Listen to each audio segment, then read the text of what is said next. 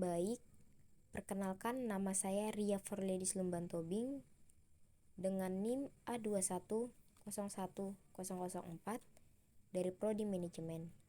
Saat ini, saya akan membahas mengenai pendapatan nasional, pertumbuhan ekonomi, dan struktur ekonomi. Yang pertama, saya akan membahas tentang pendapatan nasional.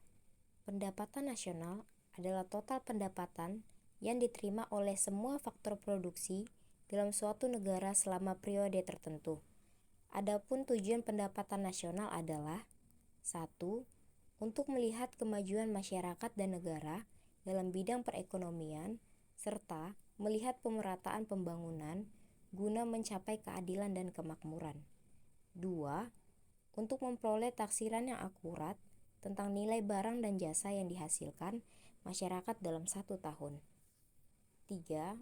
Untuk mengkaji dan mengendalikan faktor-faktor yang mempengaruhi tingkat perekonomian suatu negara. 4. Untuk membantu merencanakan dan melaksanakan program pembangunan berjangka guna mencapai tujuan pembangunan nasional.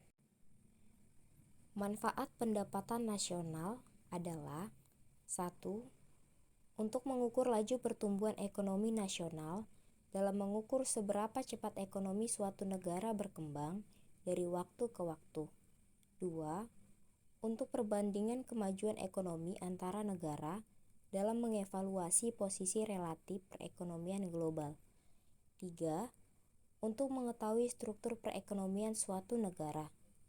4. Untuk landasan perumusan kebijakan pemerintah guna mencapai tujuan pembangunan nasional.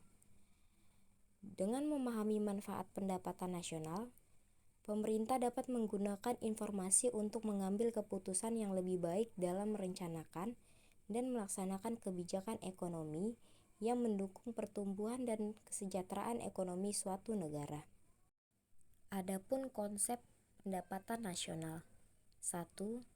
Produk domestik bruto atau GDP merupakan nilai pasar dari semua barang dan jasa akhir yang diproduksi dalam sebuah negara selama 1 tahun. Adapun rumus dari produk domestik bruto atau GDP adalah pendapatan warga negara Indonesia ditambah pendapatan warga negara asing. 2.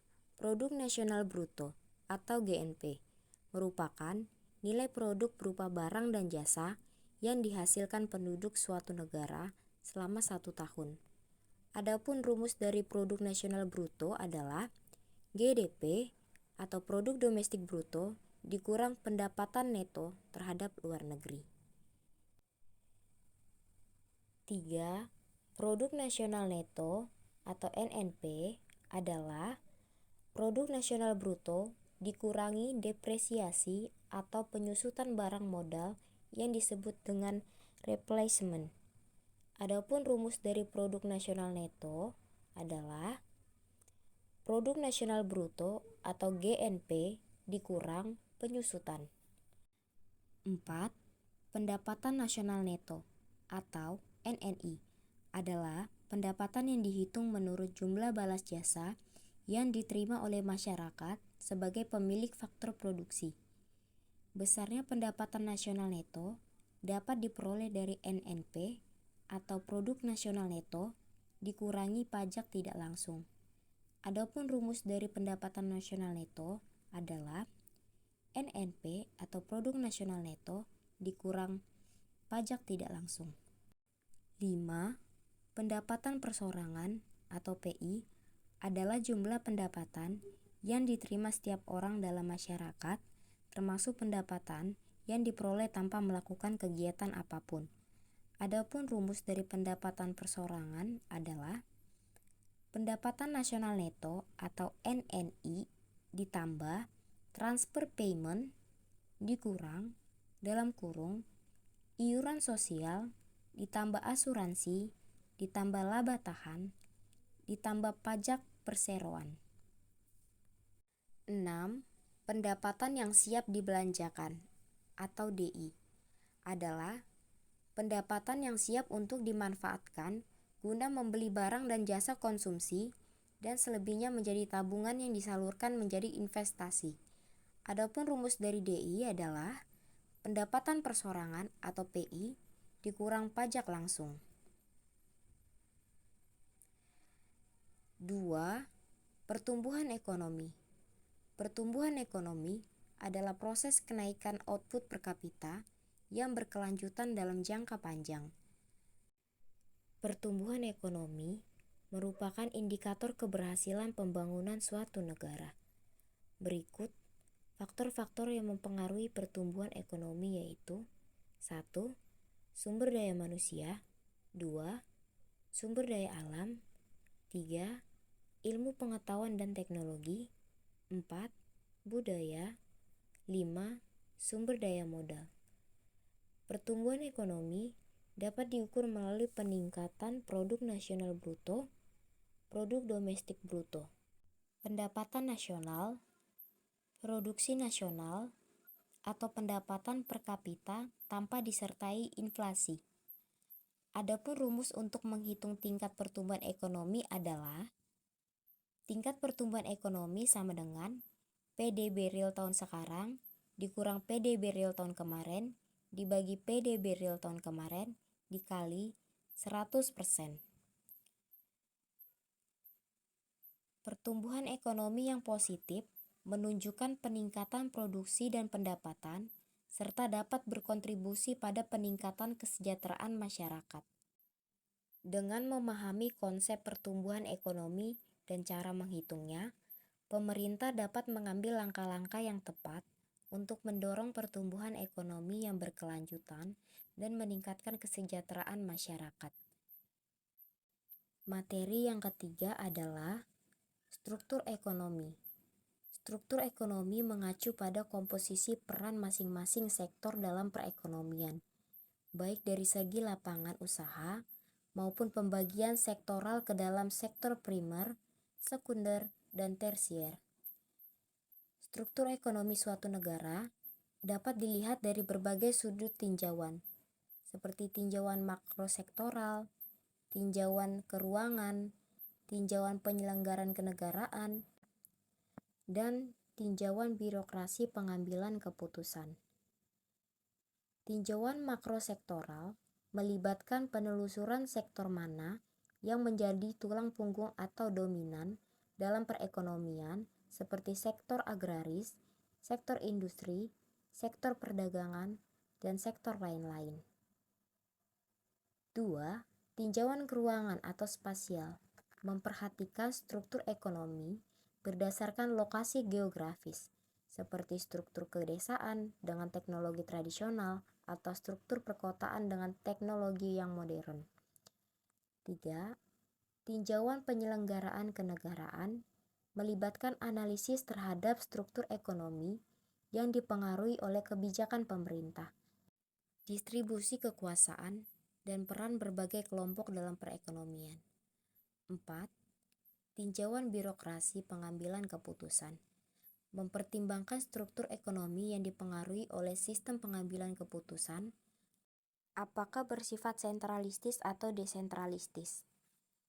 Dengan memahami struktur ekonomi suatu negara dari berbagai sudut pandang, pemerintah dan para pemangku kepentingan dapat merancang kebijakan ekonomi yang lebih efektif dan sesuai dengan karakteristik ekonomi yang ada. Berikut faktor-faktor yang menentukan perubahan struktur ekonomi. 1. Produktivitas tenaga kerja. 2. Modernisasi proses produksi. 3. Kreativitas dan teknologi. 4. Kebijakan pemerintah. 5. Infrastruktur. 6. Kegairahan masyarakat. 7. Pusat pertumbuhan baru. 8. Perdagangan internasional.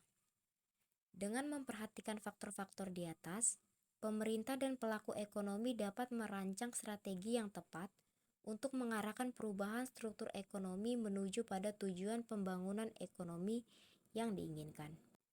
Sektor perekonomian Indonesia dibedakan menjadi 3. Yang pertama, sektor primer, terdiri dari sektor pertanian, kehutanan, perikanan, pertambangan, dan penggalian. Sektor ini merupakan sektor yang berhubungan langsung dengan sumber daya alam. 2. Sektor sekunder terdiri dari industri pengolahan, listrik, gas, air, dan bangunan. Sektor ini merupakan sektor yang mengolah bahan baku dari sektor primer menjadi barang jadi. 3. Sektor tersier terdiri dari perdagangan, hotel, restoran, pengangkutan, komunikasi, keuangan, sewa, jasa perusahaan, dan jasa lainnya, termasuk pemerintah. Sektor ini merupakan sektor jasa yang mendukung aktivitas ekonomi dan pelayanan kepada masyarakat.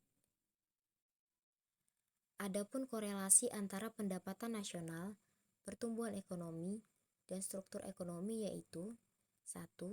Pertumbuhan ekonomi. Pertumbuhan ekonomi suatu negara dapat mempengaruhi perkembangan struktur ekonomi, baik di sektor pertanian, perniagaan, atau industri. Pertumbuhan ekonomi yang tinggi dapat mendorong perubahan dalam struktur ekonomi. 2. Struktur ekonomi. Struktur ekonomi yang ada juga dapat mempengaruhi pendapatan nasional. Misalnya, jika sektor pertanian menjadi kontributor terbesar, negara tersebut dapat dikategorikan sebagai negara agraris. Struktur ekonomi yang beragam akan mempengaruhi komposisi pendapatan nasional. 3. Pendapatan nasional. Pendapatan nasional merupakan indikator penting yang dapat memberikan informasi mengenai struktur perekonomian suatu negara. Dengan menghitung pendapatan nasional, kita dapat mengetahui sektor mana yang memberikan kontribusi terbesar terhadap pendapatan negara. Demikian beberapa hal yang bisa saya sampaikan mengenai pendapatan nasional, pertumbuhan ekonomi, dan struktur ekonomi. Terima kasih.